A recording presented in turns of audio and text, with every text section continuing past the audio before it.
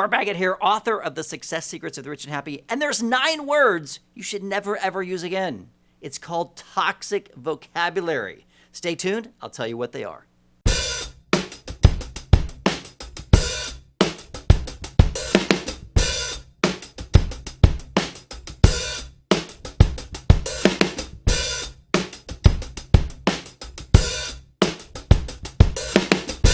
Bart Baggett here, author of The Success Secrets of the Rich and Happy.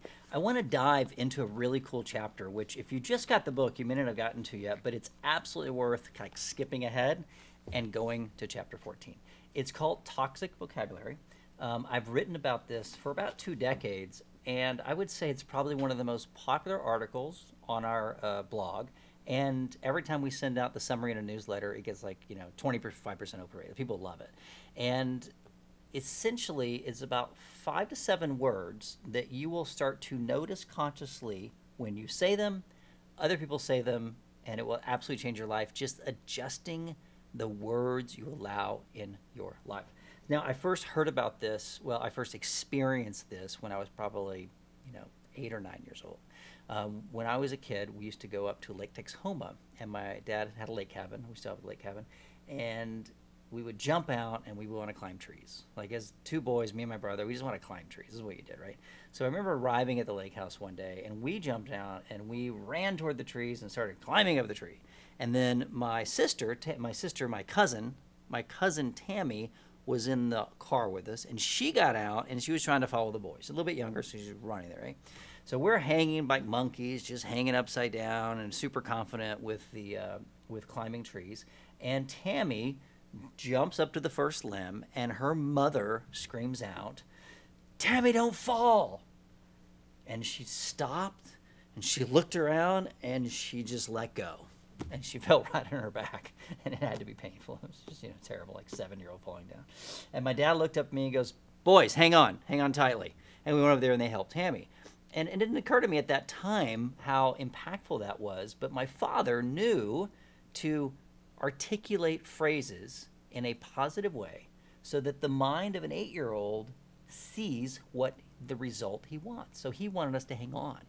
He did not want us to not fall. You can't not think of a pink elephant, okay? You can't not think of a green dinosaur. Like if I say no, don't think about it, you got to think about it to then cross it out. So that's really the essence of what I think the positive thinking movement has been for about 100 years. And that's a very simplistic approach.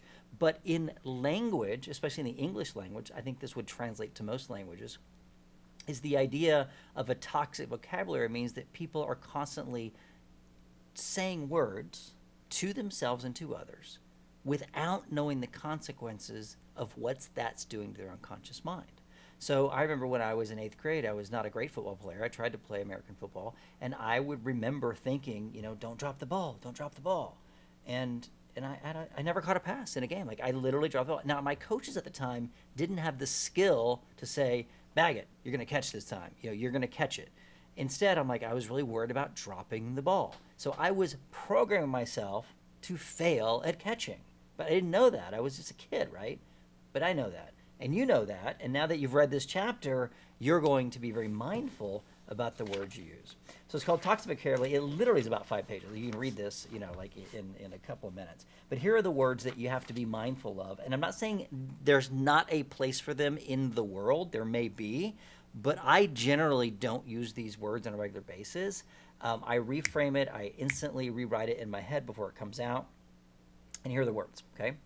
But, I love you, but, remember that Pee Wee Herman? The thing about life is everyone's got a big butt.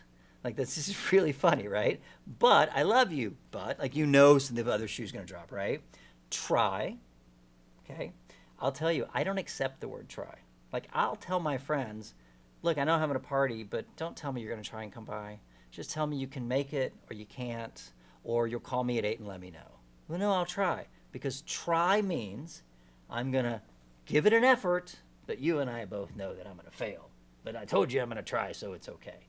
So if you tell your unconscious you're going to try, you're essentially giving yourself permission to fail.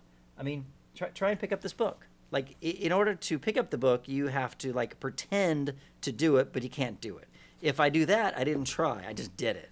So try is just, no. I don't even let my employees, my staff, my friends, like I'll correct people's vocabulary. So, but try, if, might, like instead of like if I'm going to win the gold, if I'm going to become rich, I would say when I arrive, when I do that, okay? So, but try, if, might, would have, should have, could have, can't and don't. Can't and don't. I can't do it. I can't do something. Instantly reframe that and find a sentence to tell yourself that you can. Okay? So might. It really, it does nothing definite. It leaves options for your listener. I might do it. Does that make sense? I might love you. I might be loyal. I might come to the fair. It's not committal. I'd rather you be committed and then change your plans than be non-committed. So the brain will follow what you do. And the thing is, the brain generally takes this commands through the auditory channel or the pictures that you make. And for a lot of people, the auditory channel dictates the pictures that you make, like dropping the ball, falling out of the tree. And the auditory channel is absolutely in your control.